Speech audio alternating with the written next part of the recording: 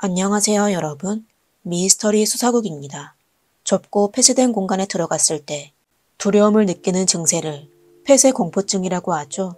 폐쇄공포증은 전 세계 인종을 막론하고 가장 흔한 정신질환 중 하나로 꼽히는데요.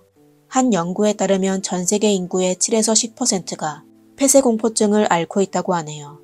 만약 여러분들도 이런 증상이 있다면 상자 속의 소녀로 알려진 콜린 스테이가 겪은 끔찍한 사건을 이해하실 겁니다. 납치, 감금 등은 영화의 단골 소재인데요. 이런 일이 실제로 일어났습니다. 사건의 잔인함은 두고두고 기억에 남아 공포를 느낄 정도입니다. 이야기는 한 소녀가 납치되어 광과 같은 나무 상자 속에서 7년 동안 살면서 일어났습니다.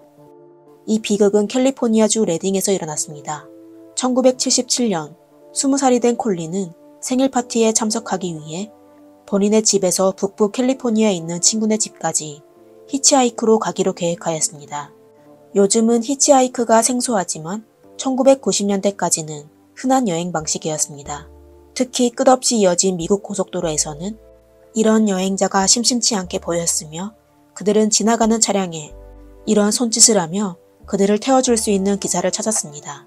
콜린은 히치하이킹으로 친구네 집까지 가려고 했지만 안타깝게도 생일 파티는 영영 참석할 수 없게 되었습니다. 5월 19일, 콜린은 모든 일이 잘 진행되고 있다고 느꼈습니다. 그녀는 본인을 베테랑 여행자라고 자칭했습니다. 우선 북부 방면으로 가는 차량이 태워주겠다고 2번이나 제안했는데 모두 거절하였습니다. 이유는 두 운전자가 불친절해 보이기 때문입니다. 하지만 이때의 결정으로 인해 본인의 인생이 영원히 바뀌었습니다. 얼마 후 파란색 패밀리 스테이션이 그녀의 옆에 정차했습니다. 운전자는 아주 친절한 청년이고 조수석에는 그의 아름다운 젊은 아내가 있었고 그들의 뒷좌석에는 아기 의자가 있었는데 위에는 그들의 사랑스러운 두 아이가 앉아 있었습니다. 콜린에게 있어 그들은 지금까지 본 사람 중 가장 안정감을 느끼게 해준 사람들이었습니다. 부부의 이름은 각각 카메론 후커와 제니스 후커로 캘리포니아에 살고 있는 평범해 보이는 가족이었습니다. 당시 카메론은 23세였고 제니스는 고작 19세로서 콜린보다도 어렸습니다. 콜린은 부부의 인상에 안정감을 느끼곤 바로 차에 올라탔습니다. 하지만 그 당시 그녀는 세상에서 가장 위험한 차량에 탔다는 사실을 전혀 모르고 있었습니다.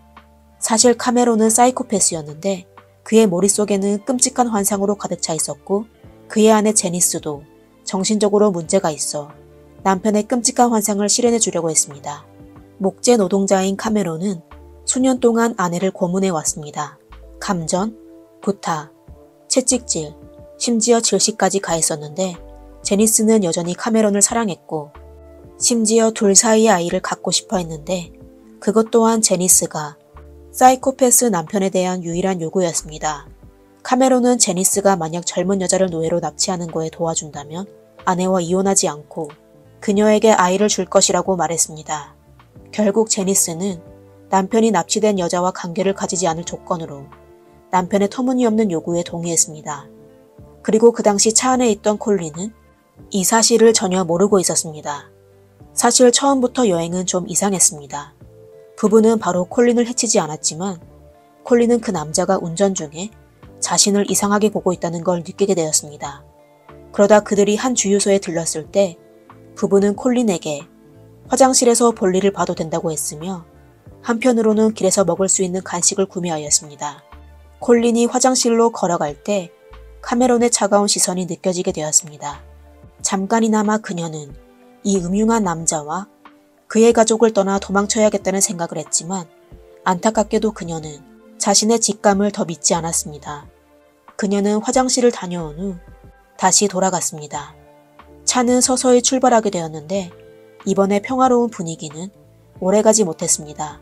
카메론은 갑자기 차량을 운전하여 큰 길을 떠났으며 날카로운 무기를 꺼내 콜린의 목에 대며 반항하거나 도망치면 바로 해칠 것이라고 위협하였습니다. 그리고 카메론은 콜린의 머리에 직접 만든 나무 상자를 올려놓고 제니스의 도움으로 콜린을 의자에 묶었습니다. 콜린을 묶은 후 부부는 레드블러프에 있는 집으로 돌아갔습니다.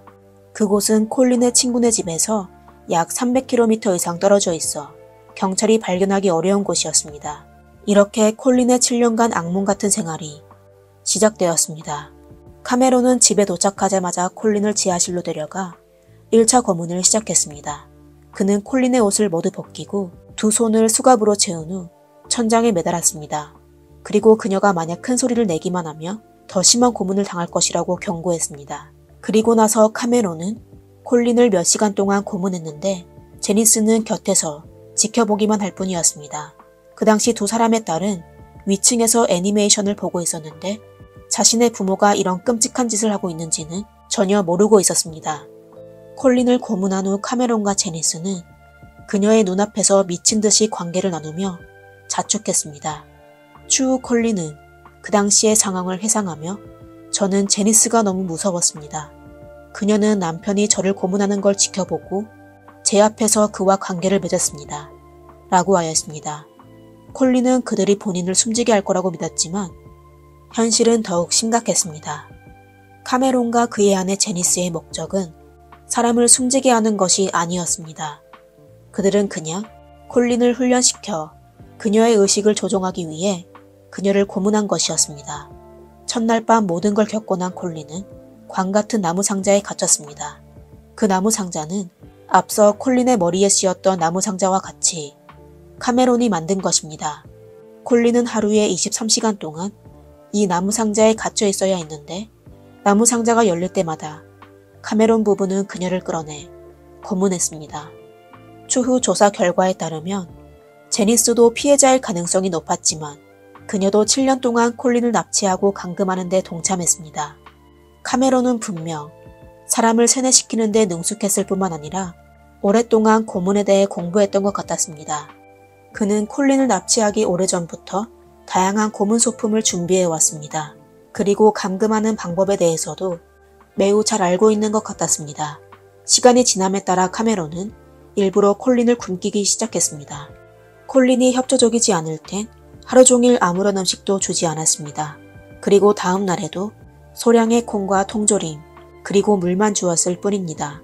하지만 콜린이 순정적일 땐 맛있는 계란 샌드위치와 깨끗한 생수까지 주었습니다. 카메론은 이런 규칙으로 콜린을 조종하였습니다. 그리고 나무 상자 안에 갇힌 콜린은 할 수 없이 소변기에 생리적 문제를 해결할 수밖에 없었습니다. 그러나 시간이 점점 흘러가면서 콜린은 자신이 정신을 잃고 있다는 걸 깨닫게 되었습니다.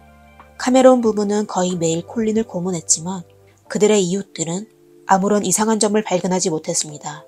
이웃은 카메론 가족이 사람들과 어울리는 걸 싫어하고 또 조용함을 좋아하는 가족으로 알고 있었습니다. 이것 또한 콜린을 찾고 있던 경찰이 그들에 대해 의심하지 않게 만들었습니다. 그 당시 콜린의 실종 사건에 경찰은 톰 스미스라는 남자를 의심하였습니다.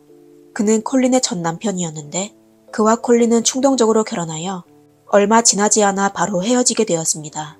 콜린이 실종한 후 톰은 유력한 용의자로 오랫동안 경찰의 조사를 받게 되었습니다. 콜린은 납치된 후 계속 지하실에서 살고 있었습니다. 카메론은 지하실에서 콜린을 7년 동안 감금할 수 있는 나무 상자를 만들었는데 안에는 침낭, 귀마개와 환기 시스템이 들어있었지만 목욕시설이 없었습니다. 콜린은 매일 카메론에게 성고문을 당하다가 결국 임신까지 하게 되었습니다. 그 당시 그녀는 탈출하는 심령과 가족에 대한 기억으로 겨우 살아가고 있었습니다. 비록 카메론은 콜린의 몸을 완전히 점유했지만 이것만으로는 충분하지 않다고 생각하고 콜린의 정신까지 지배하여 콜린을 합법적으로 조정하려고 했습니다. 이렇게 어느 날 카메론은 노예 계약서를 들고 콜린에게 서명을 요구했는데 계약서에는 콜린이 자발적으로 모든 자유와 인격을 포기하고 본인을 K로만 부르며 카메론을 주인으로 인정할 거라는 내용이 있었습니다. 결국 콜린은 카메론의 협박으로 그 계약서에 서명했습니다. 카메론은 또 한 회사와 계약을 했는데 그곳은 사람을 전문으로 해치는 회사라고 하며 만일 콜린이 탈출할 경우 그 회사에서 그녀뿐만 아니라 그녀의 가족들도 해칠 것이라고 하였습니다. 그 당시 콜린은 너무 어렸고 또 너무 오랫동안 세뇌당해와 그녀는 그 회사가 실제로 존재한다고 믿었습니다. 이런 식으로 콜린은 수년간 광 같은 크기의 상자에 갇혀 노예가 되어 더 이상 도망칠 생각을 하지 않았습니다. 그리고 한편으론 가족이 다칠까봐 두려워 참았습니다. 콜린이 더 이상 도망칠 생각을 하지 않게 되자 카메론은 그녀에게 보다 많은 자유를 주기 시작했습니다. 그는 콜린이 셔츠를 입고 집안일까지 할 수 있게 허락했습니다. 하지만 그녀는 카메론의 고문을 여전히 당해야 했습니다. 심지어 카메론은 그녀에게 일자리를 구해 돈까지 벌어오라고 하며 그녀가 도망갈 걱정을 전혀 하지 않았습니다. 카메론은 콜린이 도망가는 결과를 두려워한다는 걸 아주 잘 알고 있었기 때문입니다. 그는 심지어 콜린을 집으로 보낸 적이 있었는데 그 당시 그도 같이 갔으며 콜린은 남자친구인 척했습니다. 콜린은 아무런 제약이 없더라도 카메론의 통제에서 벗어날 수 없었습니다. 비록 콜린의 부모는 딸의 상태를 의심했었지만 콜린이 아무 말도 하지 않아 별로 깊이 생각하지 않았습니다.